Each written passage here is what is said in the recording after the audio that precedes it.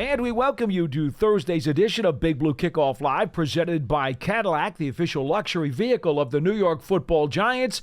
So glad you could join us for the next hour to talk Giants football. I'm Paul Dottino, here's Matt Citak. And our special preview guest today, as we continue to look at the Giants' 2024 regular season, will be talking about the Seattle Seahawks. Giants and Seahawks, of course, it seems like, I don't know why, but they've been doing battle almost every year for like the last 6 or 7 years. Yeah. There's an awful lot of times that we're playing those guys. And now they have a couple of our former players from Indeed, they do. Seasons. This will be coming up in Week 7. That's October 20th. No, not Week 7. It is, where it is, Week 5. Yeah, it is October 6th when we actually have to go back out to that House of Horrors in Seattle. It has never been a good place for the Giants to play. It's a tough place for anyone to play. It has been. Well, that's because Pete Carroll was there for so long. We bring in KJR Radio, Softy, Mahler, good friend of the program, good friend of mine. Good morning, Softies. Thank you so much for being with us today. Paulie Dottino, the king of all NFL media, the heavyweight champion of the New York media press corps. At least that's what you told me to say. The check is in the mail, my friend. Hey, what in the world are we going to expect to see? Significant changes in schematics or not, now that Pete Carroll is not running the show with the Seahawks? 1,000% on both sides of the ball. They don't have not one coach back from last year's team. Not one. Actually, I take that back. Ivan Lewis is the strength coach. He's the only one back from last year. Everybody else is gone from last year's team. The Pete Carroll era, we call it era, you call it era out there, is officially over. And the Mike Macdonald era with Ryan Grubb as the offensive coordinator, who was at Washington with us for a couple years. Michael Penix's coach at UW, Roma Dunze, Jalen McMillan, Polk, all those guys played for the national championship, as you know, before losing to Michigan. He's the offensive coordinator. So everything is totally, completely different than what it was a year ago. Some of the media policies are different. Some of the policies for the fans at training camp are different. They've taken down some of the references in the hallway, some of the photos that refer to the Super Bowl champion team from 11 years ago. Really? Which was fairly controversial. Yeah, there's a wall, Paul, that goes from the main lobby past the indoor facility to the locker room.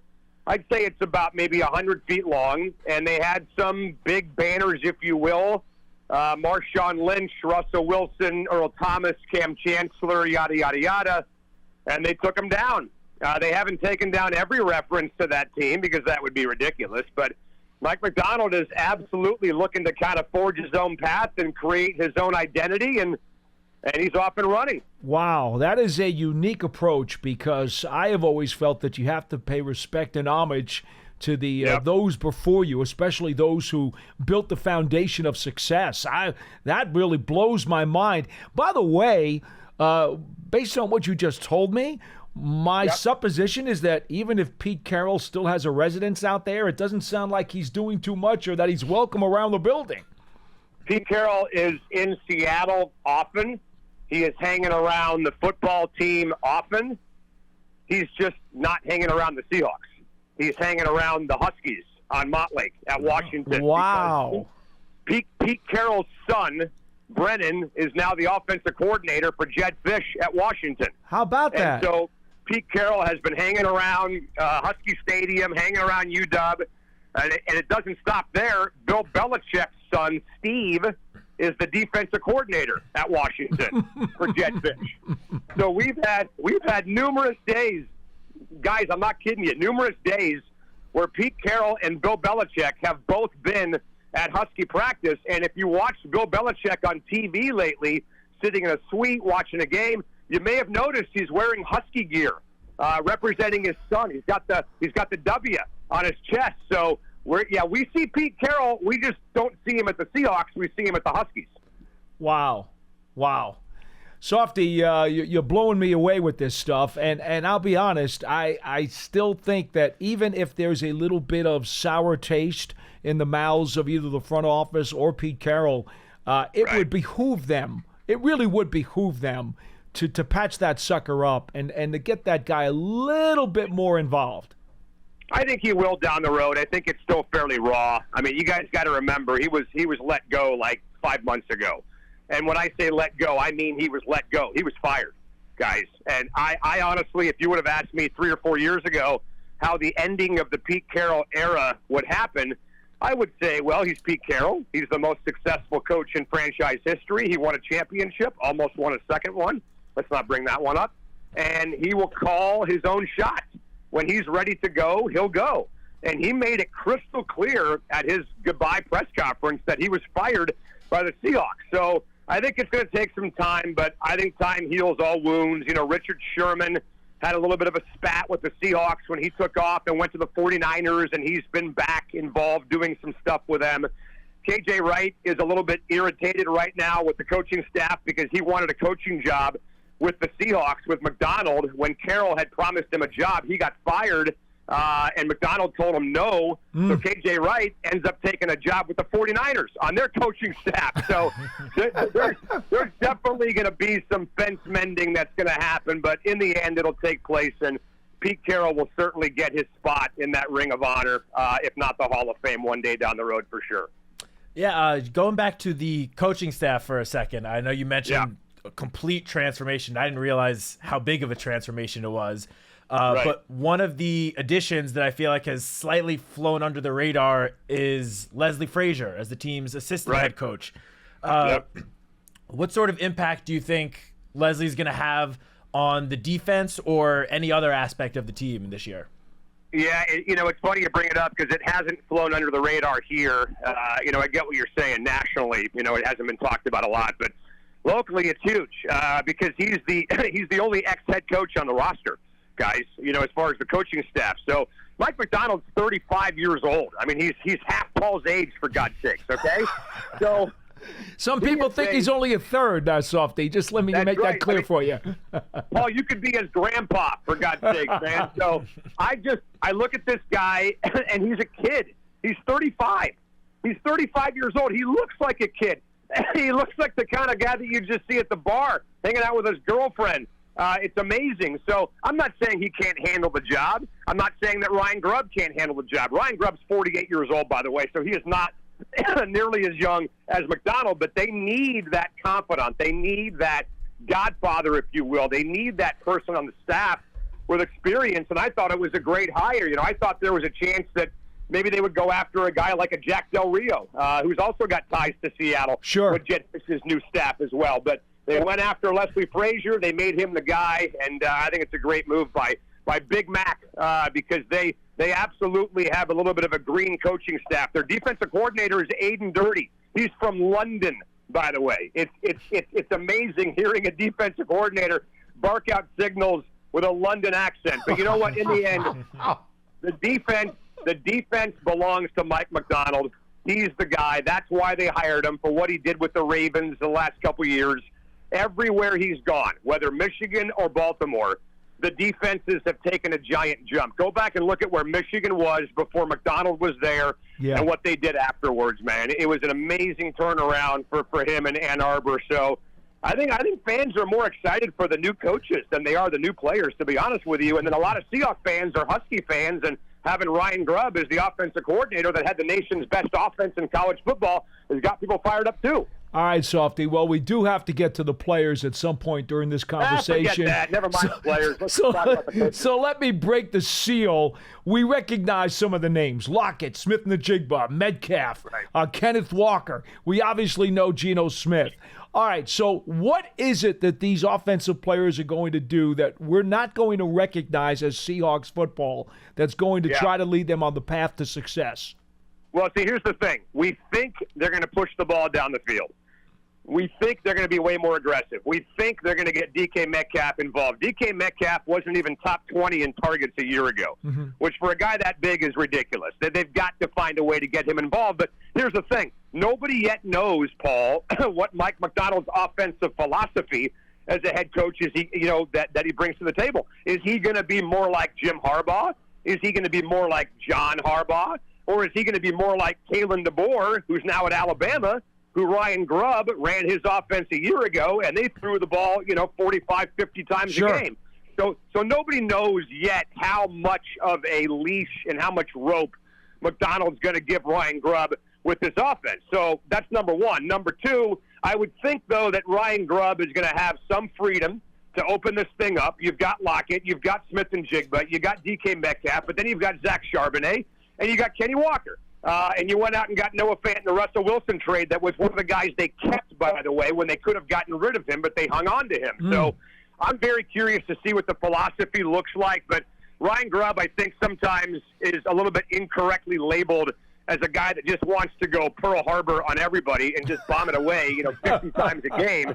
At his heart, I think he might be a running guy because they went out and the one coach that he brought with him from the Washington coaching staff, those guys all took off, went to Alabama. Okay. The one guy that he brought with him to Seattle was Scott Huff, who's the offensive line coach at Washington. And he's now here with Ryan Grubb in Seattle. So, don't forget, when they had to beat Oregon in the Pac-12 championship last year, 1st and 20, they gave the ball to Dylan Johnson 3 times, and he picked up all of it on his own and won the Pac-12 championship on the ground. So I think we're all curious to see how much they just unload on this thing. So while this may not turn out to be the most impactful move, at least for this season for Seattle, the move that definitely raised the most eyebrows, I think, across the country was the addition of Sam Howell in the quarterback room. What did you make of that move, and do you think that that could have been a move to potentially groom him and develop him to eventually take over for Geno Smith in the future as the starting quarterback, or was he brought in more just to be the backup? Well, I think for now he was brought in to be a backup, but here's the thing. Sam Howell led the league in pass attempts last year. He threw the ball over 600 times. He also led the league in picks a year ago, with 21. And the interception to attempt ratio actually wasn't that good. You'd think that a guy that led the league in picks, well, he threw the ball 600 times, so of course he's going to throw more. No, he just gave the ball away, and so he's got to clean that up. Right now, Geno Smith is the starting quarterback, but here's the deal. And we actually talked about this yesterday on my show back in Seattle. Mike Florio was on the show, and we discussed this with him, that Seahawks fans should really be rooting for Sam Howell to get a shot to play and win the starting quarterback job over Geno Smith, and here's why. Sam Howell's making $2 million the next 2 years combined. He's got a $985,000 cap hit this year and $1.1 million cap hit next year. Geno Smith's cap number next year is $38 million. So if you can find a way to have Sam Howell win the job, and not win the job because Geno got hurt, win the job because he's just simply better than him, you can get rid of Geno and save $25 million next year. And then pay your starting quarterback $1 million. $1 million with Jackson Smith and Jigba, Lockett, Metcalf, a pretty good offensive line, Charbonnet, Kenny Walker, Devin Witherspoon, Leonard Williams, Byron Murphy, blah, blah, blah. I mean, this team next year, in year 2 with McDonald, might be ready to challenge for an NFC West championship. And having your starting quarterback making $1 million like the Niners had with Brock Purdy would be unbelievable for this team. So we all love Geno, and for what the Seahawks have asked him to do since Russell Wilson got traded, I think he has surpassed expectations. I think everybody would agree with that. But if they can get Sam Howell in the mix, and he legitimately is a better option, and that leads them to being comfortable to say goodbye to Geno, that'd be an unbelievable situation for this team to be in. Softy, I wanted to flip to defense, but because you said what you just said, I'm going to open up a can of worms, and it may take us 90 minutes now to debate this That's point. Fine. Okay? I got nothing to do. My show's not starting until 6 p.m. Eastern. But see, what you just said is everything that's wrong with the National Football League. Wanting a guy to be the man because he's cheaper. I'm so happy that some of the NFL owners started talking about a quarterback cap this year. Now, it's not going to happen. We know the Players Union will never go for it, so you will never see a quarterback cap. But I am one of those guys who believes that the quarterback salary caps, or not the quarterback salaries, not the caps, have totally warped the way that these teams have to do business. And they are so overpaid and making way too much of a percentage of every team's salary. So you just made it very clear. You just said exactly why the entire system that we are using right now is poison for the National Football League. Okay. let me just jump in for a second because I just want to be clear, all right? I know you're all excited there, Paul, but let me just jump in and be clear about what I mean. I don't want Sam Howell to win the starting job because he's making $1 million. I want him to win the starting job because he earned it. So my point is, hey, look, if Geno's the better option, then great, right? If Geno is clearly the better option at quarterback for this football team right now, then yes, he should be the starting quarterback for the Seahawks. But it's a two-pronged attack. I want Sam Howell to be better. I want him to beat him out because he deserves it. And the bonus, if he does, is that he's making no money. Okay. So let's do it if he deserves it, but not if he doesn't. And I'm all for it, because Softy, I'm all about the GM and the coach's perspective. I want guys to be able to earn their spots on the field, and I'm just so sick and tired of contracts being the number one reason why a guy either gets traded or cut. Right. I'm sick of it. Flat out sick of it. Yeah. Okay, so I'm sensing that you're sick of it. I'm not completely sure, but I'm sensing that you're sick of it. And I agree with you. For example, we're having this conversation in Seattle about DK Metcalf. Right. Well, DK Metcalf's contract is up after the 25 season. So DK's got 2 more years left on his deal. And they haven't been winning. They've been kind of a mediocre football team. They're paying DK a lot of money. And my partner in Seattle wants to get rid of him. And I'm like, you're nuts. You're nuts. Find a quarterback for him. Find a coordinator that can get him the ball. Find a scheme that can get DK Metcalf the ball in the red zone. The guy's 6'5", 235. Nobody can guard him in the red zone. Yet they don't punish defenders by shoving the ball down his throat inside the 20-yard line, which they should. So I think instead of getting rid of good players, pay them and get the most out of them. Find coaches that can get the most out of these guys. Otherwise, getting rid of good players is just a path to mediocrity, in my opinion. Yeah, it's hard to argue with that. I'm not sure if you saw this article, but this week ESPN put out an article picking one player from every team that, I guess, surprised during spring practices, during OTAs and minicamp. And for the Seahawks, the ESPN reporter chose offensive lineman McClendon Curtis. So I was wondering, since I'm sure you were there at least some of the practices during the spring, were there any other players that made a strong impression during OTAs and minicamp this year?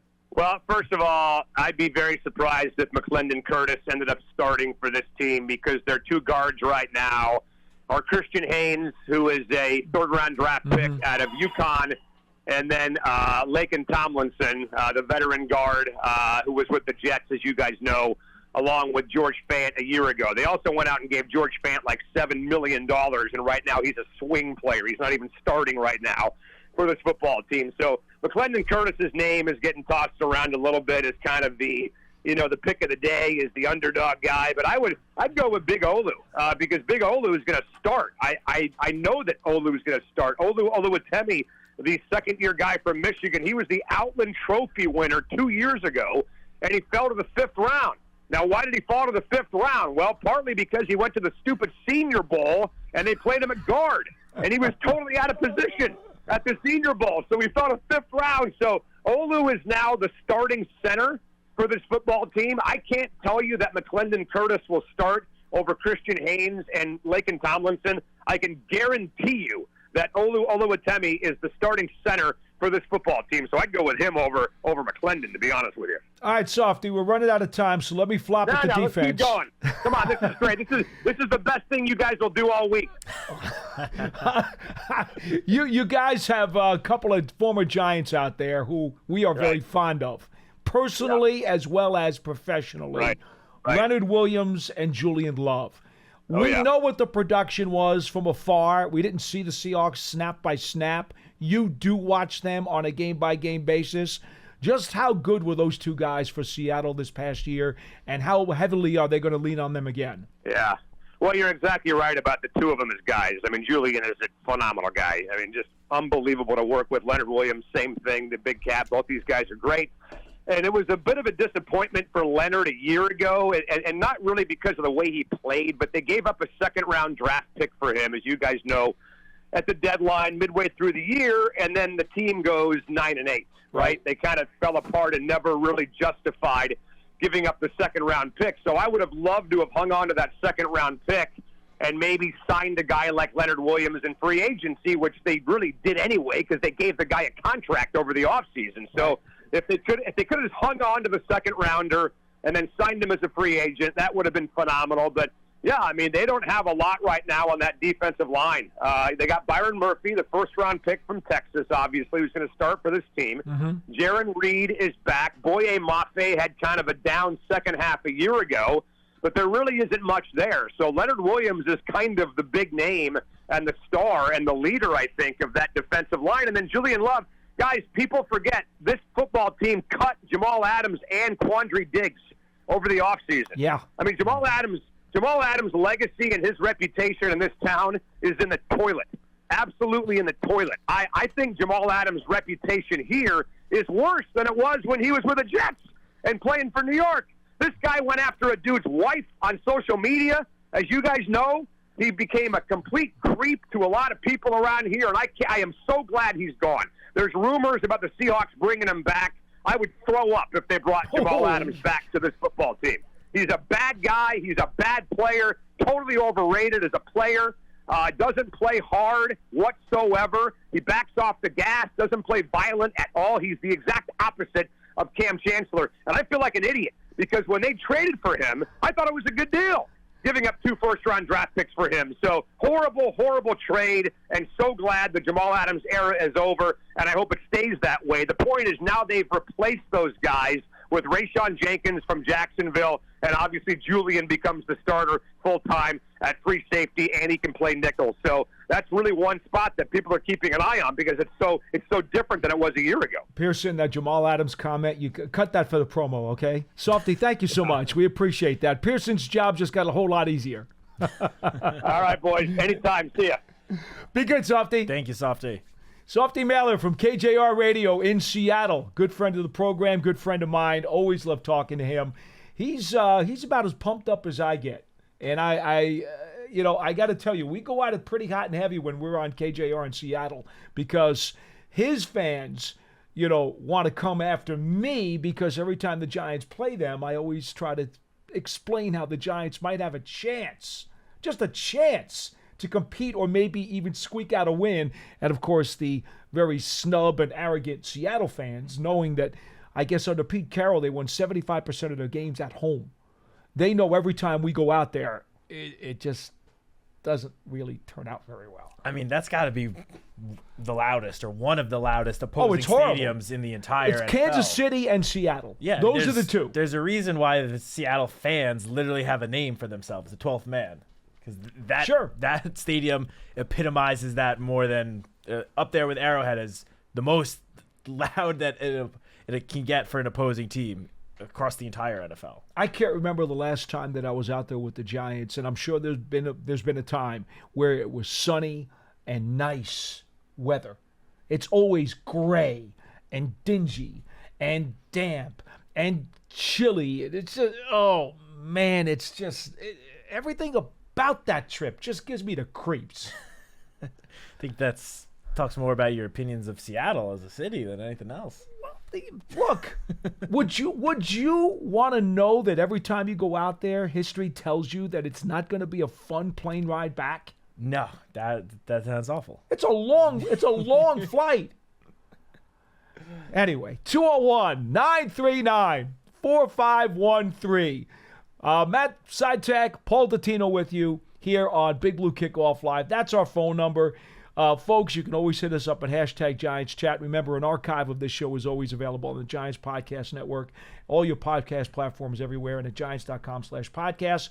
Quickly, the promotions that we got to read. We got to tell you folks a couple things. Number one, the MSG Night of Legends edited version, 1 hour edited version, is on MSG tonight beginning at 7 p.m. Is that right, Matt? Yes, 7 o'clock, and it'll also at 7 o'clock go up on Giants.com, the Giants app, Giants TV, and the Giants YouTube channel. All right, so there's no excuse to miss it because you could practically go anywhere to find it. And so we certainly hope that you get a chance to spend a little bit of time, take a view at the program. It was absolutely dynamite. Can't say enough about it. Also, as a reminder, run or walk with Giants legends. The Giants Foundation will host a 5K race at a kids run presented by Quest on Saturday, September 7th at 9 a.m. at MetLife Stadium. Net proceeds to benefit the Giants Foundation. All participants receive a commemorative T-shirt. After the race, stay for a post-race festival with appearances by Giants legends and a live DJ. Register now at Giants.com/5K. Giants Huddle Podcast has a bunch of Big Blue and NFL analysts and legends and big-time people who come on and give you extended interviews with John. You could get that at Giants.com/podcasts. Also, Giants season ticket memberships for the 2024 season are available. To learn more about exclusive member benefits, visit Giants.com/tickets. Limited inventory, of course, is always available because the building's only so big, and they're not going to add seats or add rows to it, which is why limited inventory is always the key phrase. The building doesn't get bigger. Giants TV is the original Giants TV streaming app. It's free on Apple TV, Roku, Amazon Fire TV, and the Giants mobile app. We have now gotten done with all the promos. We've talked to Softy Mahler about the Seattle Seahawks.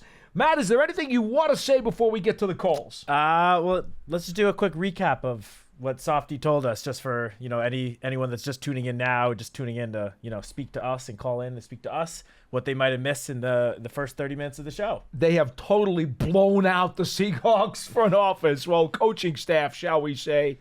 Pete Carroll has been erased.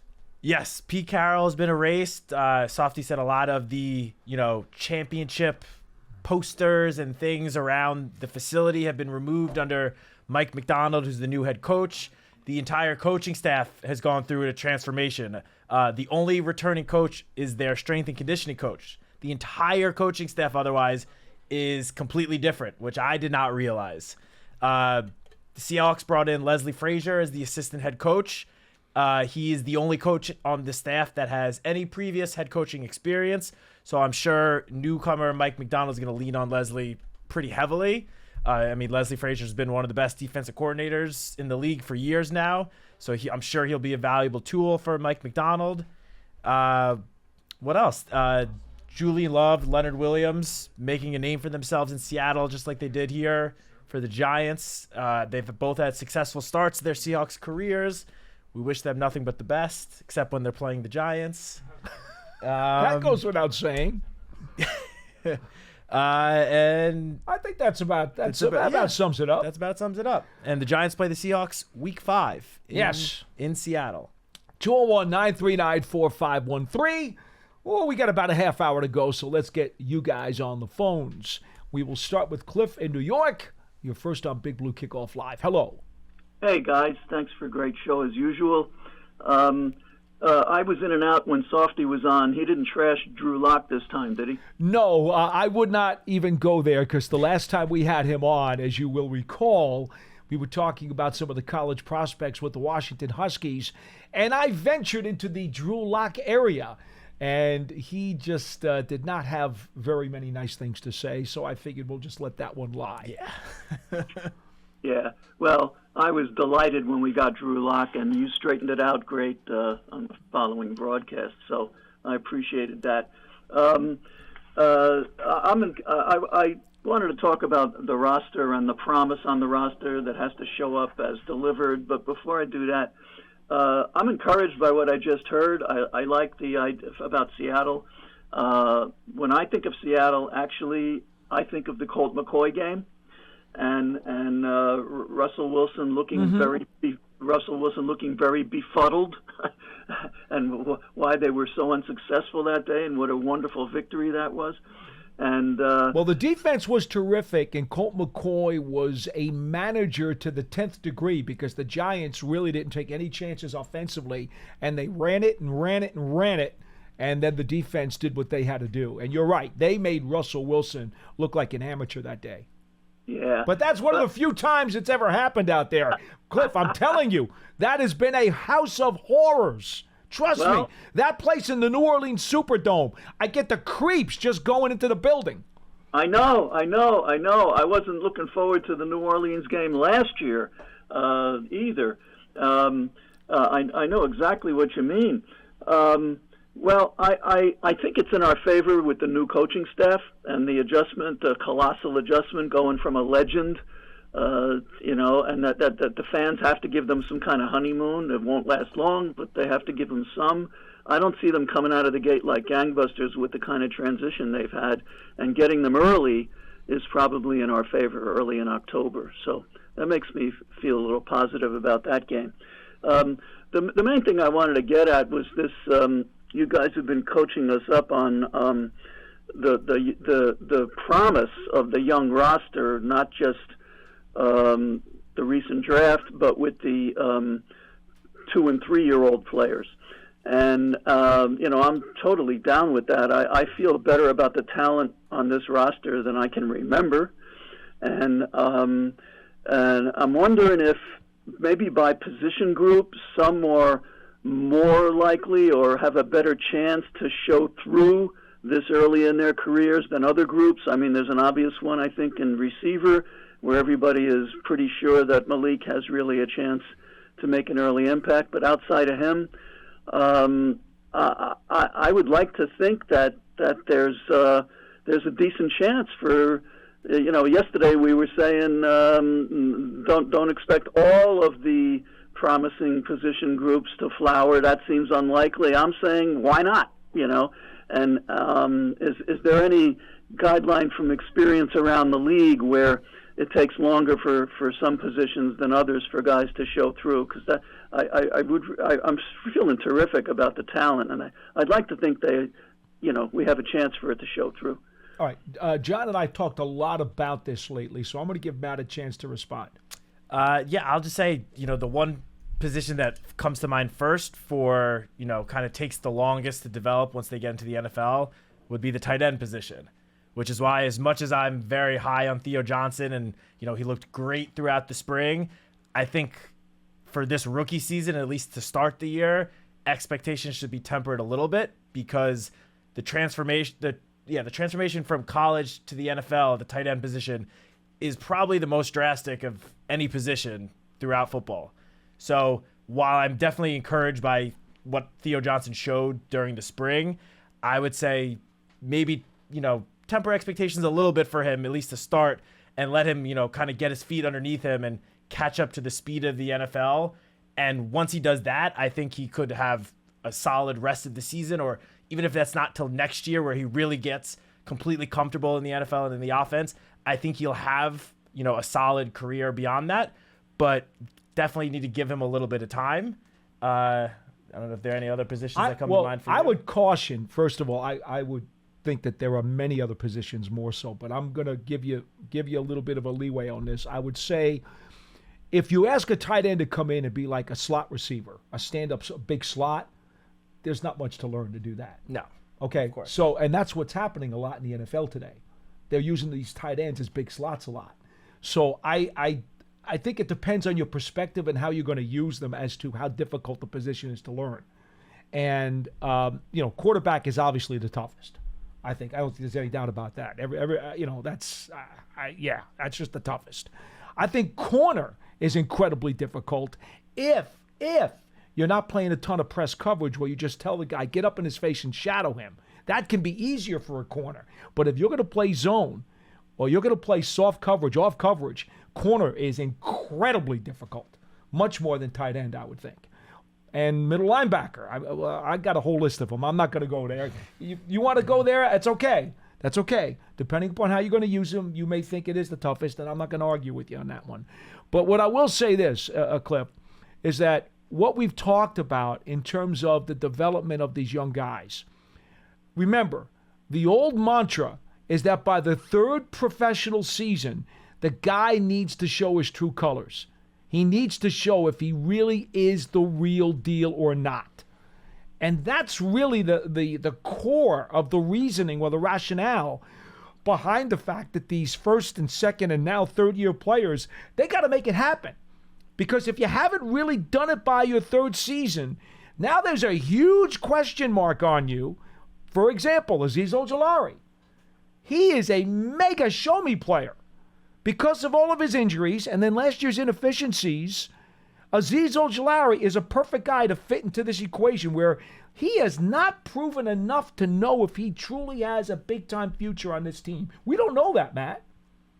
Yeah, I mean, he hasn't been able to stay healthy. That's been the biggest thing that's been hurting him, which that has an effect on one's career. If you can't stay on the field, it doesn't matter how talented you are. I mean, that's why, not to go back to, Eli, but that's part of the reason what made Eli so amazing. He was there every single week. You never had to worry. I agree with him. Never had to worry about whether or not he was going to be on the field. You knew he was going to be out there, and the best ability is availability. So yeah, go ahead. No, I'm just going to say, so I mean, I hope that Azeez Ojulari is on the field for 17 games this season, because one way or another we'll then be able to see what he's truly made out of, and as Paul, as you said, whether or not he has a long-term future with the Giants, because the Giants obviously went out and traded for Brian Burns, drafted Kayvon Thibodeau in the first round 2 years ago. Those two guys are going to be the two starting edge guys for the foreseeable future, for the next couple of years. Yep. And now we need to see if Azeez can play himself into being part of the conversation moving forward past the season. No question. So I was hoping that going from 7 games 2 years ago to 11 games last year was significant with Azeez, and that but his efficiency went down. Oh, you're right. He played some more games, but he didn't play as well. He was not as impactful as he had been before, and that's not good. Yeah, the season before, while he barely played, he seemed to get a sack every time he was on the field, at least. Yeah, but he was noticeable. Yeah, but not so much last year. Do you think it's useful at all to think maybe just in terms of breakout players, like breakthrough players, like guys have shown that they could have an impact, but now all of a sudden they're consideration for honors, Pro Bowl or whatever? Well, I mean, if you're talking about Okereke, he's been an impact player and probably should have gotten more Pro Bowl consideration last season, but he didn't. Agreed. The Giants won 6 games. Those things happen.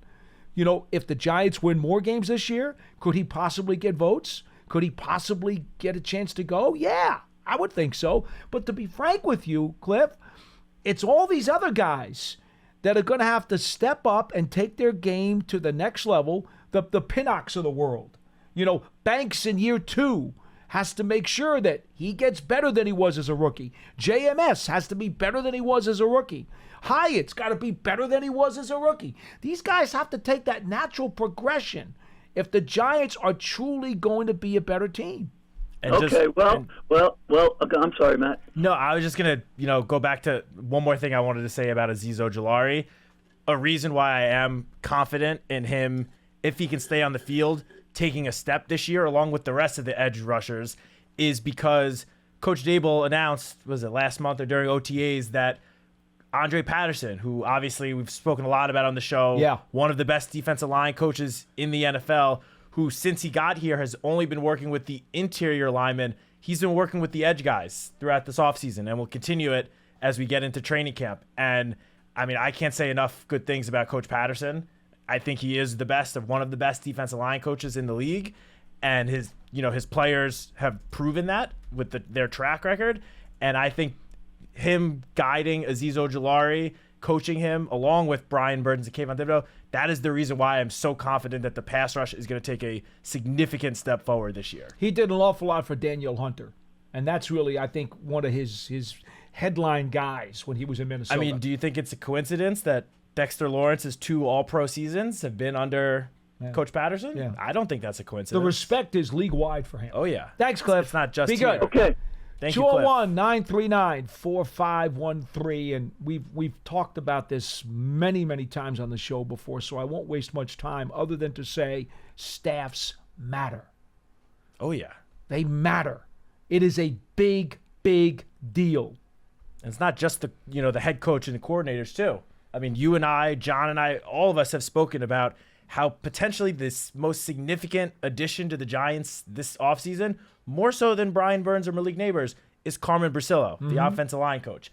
He is, also considered to be a good, solid offensive line coach around the league.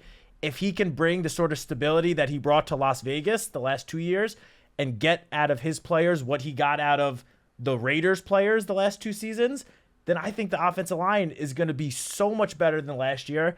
They're not going to give up nearly as many sacks, and that's going to benefit obviously the entire offense, and the entire offense will then be able to take a step forward. It's the linchpin, position Matt. coaches. It's the linchpin. Position coaches are so important to a team's success. Jerome Henderson, by the way, the Giants secondary coach, is another gentleman who is universally respected around the league.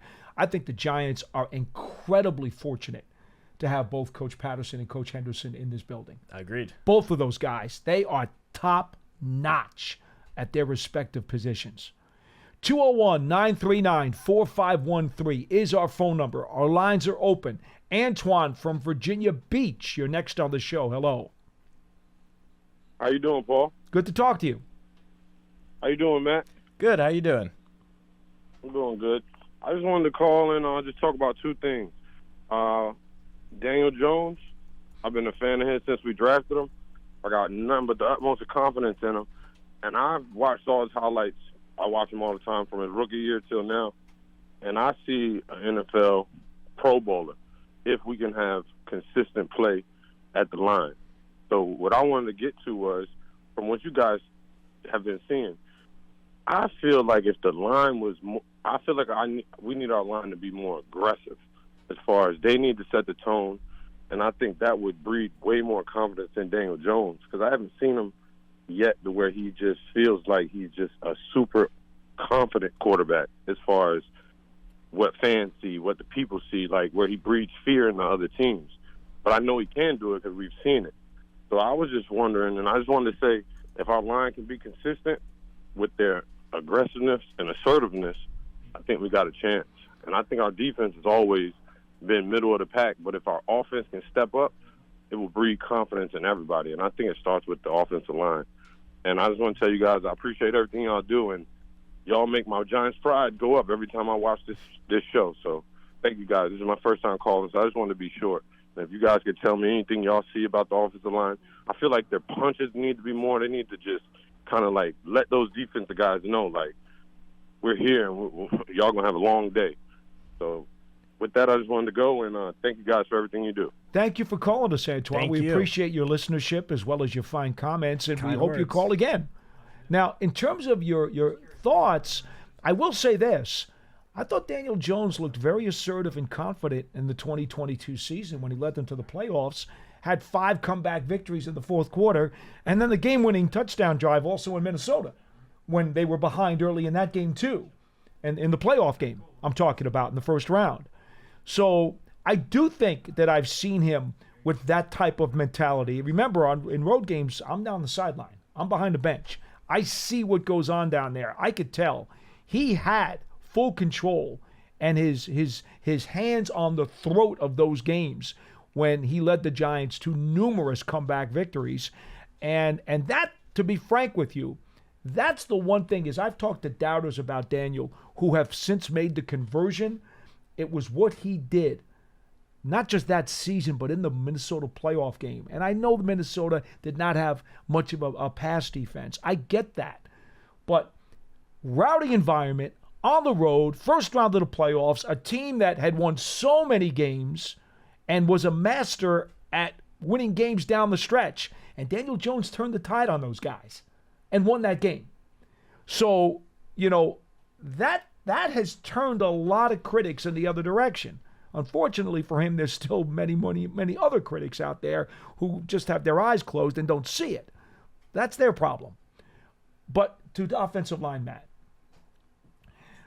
I've often said that I prefer the technique that prefers the aggression, get that punch out there first, and take it to the guys on the other side of the line of scrimmage. Beat it out of them, if you will. Take the will away from them and impose your energy and your desire to control the game on the other team's front seven. That's a Parcells thing. Now, not everybody does that in today's league, and many teams that don't do that still succeed. So there's more than one way to skin a cat. I admit to that. I'm stuck in that mentality, but you can certainly win with finesse and technique and other stuff that you can do it. I don't know where you stand on it, Matt, and that's okay if you go that way because, again, there are teams that have won that way. But I agree with Antoine's point. and that I would love to see the Giants' offensive line, have a little bit more grit and a little bit more get after them coming off the ball. Yeah, no, I agree with you on that. I just wanted to go back to the Daniel Jones point for a second. We've obviously talked about, this actually just pertains to the offensive line as well. We've spoken about the struggles along the offensive line last season. 85 sacks, 20 more than any other team. The season before, though, the 2022 season, in which Daniel Jones, as you said, was pretty good. I'm obviously, if you look at his numbers, no one's going to claim that, the numbers popped off the page, but he led them to 9 wins, 10 including the playoff win in Minnesota. He set franchise records in completion percentage. He had the lowest interception percentage of any Giants quarterback ever. And not only that, but he had the lowest interception percentage of any quarterback in the league in 2022. Mm-hmm. It wasn't like he was just good for the Giants or just good for Daniel Jones. He was good, period, in terms of not turning the football over in 2022, which his first few seasons in the league, that was definitely the biggest, Achilles heel to his game was his, somewhat inability to protect the football. He got drastically better in 2022. And the reason I'm bringing this up is because in that 2022 season, the Giants' offensive line, once again, was not that great. It was functional. They gave up the 5th most sacks in the NFL. Understood. 49 sacks, which was tied for the 5th most in the league. Obviously, Andrew Thomas, that was his all-pro season. He really took a huge step, and that helped sort of stabilize the line as a unit, for sure. But just overall speaking, it's not like the offensive line was, a top 10 unit that year, and that's why Daniel Jones had so much success. He had so much of that success because of his own play. And this was also without the balance of Barkley. Of course, yes. And that's why that's not taking anything away from Saquon. That's why I tell people the line just has to be functional. It doesn't have to be great. If it's functional, you can win. Yeah, and he didn't. And you look at the weapons around him. Other than Saquon, the weapons around Daniel 2 years ago were significantly worse than they are right now. Mm-hmm. There was no Malik Neighbors. There was no Jalen Hyatt. He had Wan'Dale Robinson for about 7 games, and that's it. Daniel Bellinger was a rookie. Overall, the weapons have gotten a lot better since then. As you said, all the Giants need is for the offensive line to be decent. It doesn't have to be a top 5 unit, a top 10 unit. Just be good enough. Give Daniel enough time, and I think Daniel Jones could have success. This offseason, especially after what happened last year, the pendulum of public opinion about Daniel Jones has swung so extremely to one side that I think is just a little bit unfair given the circumstances that surrounded the team last year. I hope that the offensive line can just give us at least adequate play for the very least to just let us see what Daniel Jones can really do. Because I think if he just is given decent play in front, protection in front of him, we're going to see a Daniel Jones that looked a lot more like 2022 version than last year's version. The other part to the line, I would say, Matt, as an addition to that, though, is that you still have to have some semblance of balance and to be able to run the ball when you need to run the ball. Without a power back in the running back room, the offensive line is going to have to create enough creases that you can still run it when you need to run it. There's no Brandon Jacobs here, okay? There's no power back that's just going to muscle ahead. Even Ahmad Bradshaw, for as diminutive as he was, he had power in those thighs. Joe Morris had power in those thighs. And they could get that 3rd and 2 even if the line did not happen to get a push. This line is not the most powerful, most biggest, widest framed offensive line in the league. Far from it. They are going to have to make sure that when the Giants need to run the ball, they give Gray, Tracy, or Singletary some kind of push so that they've got room to operate, because they're not going to be able to push the pile themselves.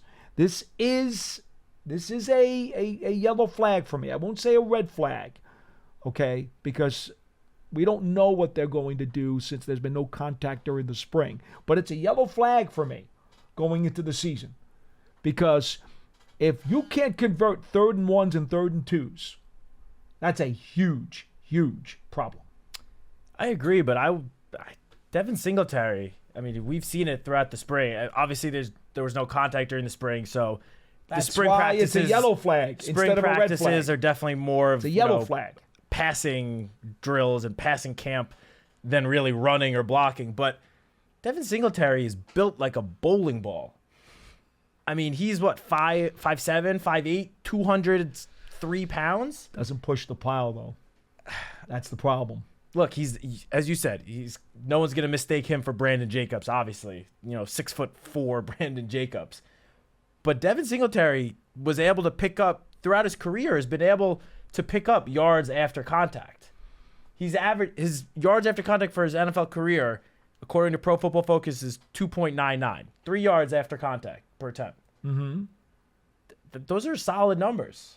I would suggest to you that most of those are yards after contact after he's already gotten the initial hole at the line and the contact came from the second or third level.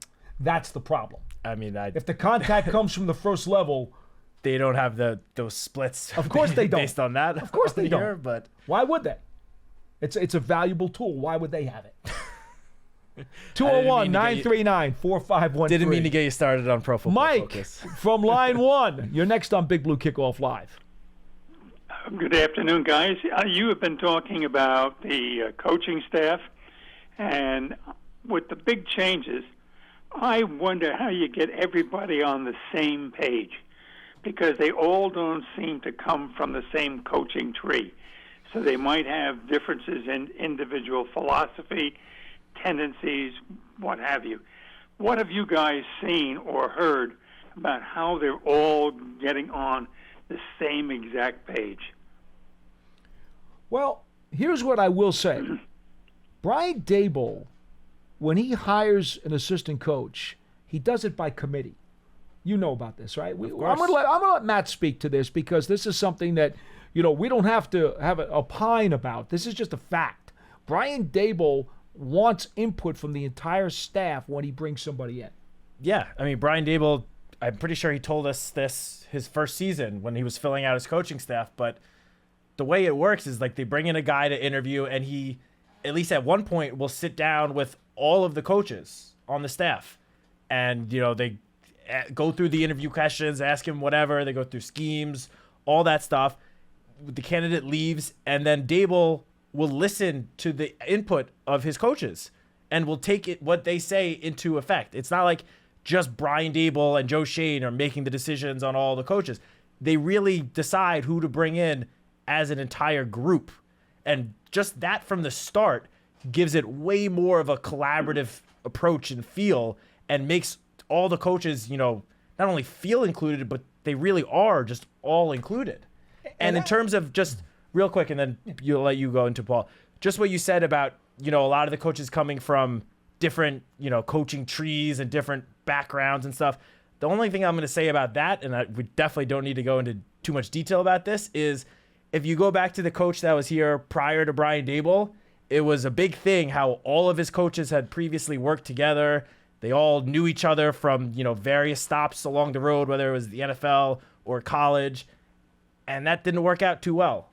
So I don't think just the fact that coaches are coming from different backgrounds, from, all different systems from around the country, I don't think that's necessarily a bad thing. I think it just helps bring in new opinions and new voices to help them create the various schemes on each side of the ball for the 2024 New York Giants. Yeah, I'm with Matt on this. I will also go back to full disclosure. If you've been listening to the program for years and a long time, most of us, and certainly myself, did originally praise the fact that previous coaches here had gone into their background and had gotten guys from winning programs from their own resume. And that can be very effective and very good when things are going well. But when things go poorly, that actually becomes a detriment, as we have seen. So it depends on your circumstances. And when things go bad a lot of times, if your coaching tree is too friendly and too much in unison, they don't know how to find a way out of the hole. That's what happens. You don't have enough difference of opinion. You don't have enough of dissenting opinions. And all of a sudden, everybody starts to sink all at once. And that's kind of what happened here with some of the years past. So, again, everything is a unique individual circumstance, and that kind of dictates which way or which direction you should go in. In this case, I think we both agree. Brian Daboll, since the moment he got here, has been very consistent with what he's done with his staff. And to this point, I would say it's the right way for him to go.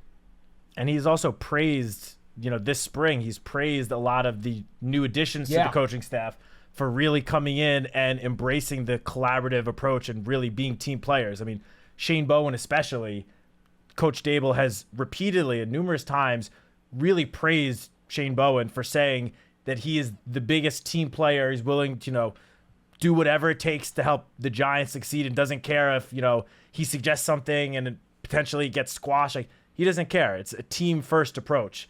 So Brian Daboll has praised the new coaching additions on that front. Okay, Mike? Yes, thank you very much, guys. Good explanation. So you continue on with your great program. I'll keep on listening. Thanks very much. 201-939-4513. I would sneak in one more quick one if somebody wants to buzz us right now. Otherwise, we'll pack it up and we'll call it a day. Again, a reminder, tonight, 7 o'clock, MSG, the edited version of A Night of Legends that the Giants had last week at the theater at Madison Square Garden. You will only get to see an hour tonight, but I promise you it's worth your time and you will enjoy it. Yeah, Pearson. We are also uploading all the full segments as well. Yes. Right, which is what you mentioned before. No, but I didn't mention this before, actually. What's that? That at 7 o'clock, the condensed 1 hour special, which will be the whole program condensed into 1 hour, that is what's airing on MSG, right, Giants.com, etc.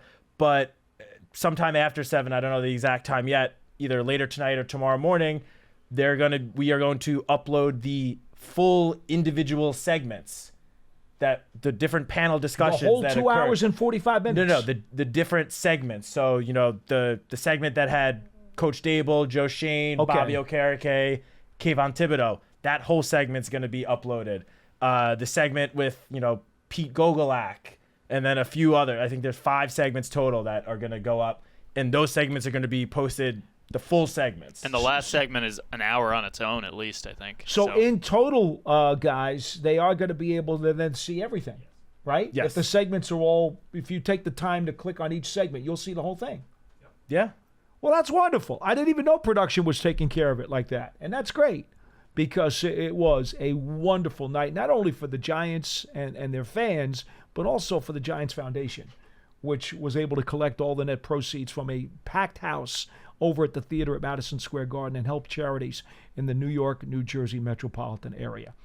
All right, folks, that will do it for today's edition of Big Blue Kickoff Live. Tomorrow, Matt and I will be back. We will talk about the Cincinnati Bengals, another one of the Giants' 2024 opponents. Again, Big Blue Kickoff Live, as always, is presented by Cadillac, the official luxury vehicle of the New York Football Giants. We'll see you tomorrow at 12:30 p.m. Eastern Time right here on Giants.com. So long, everybody.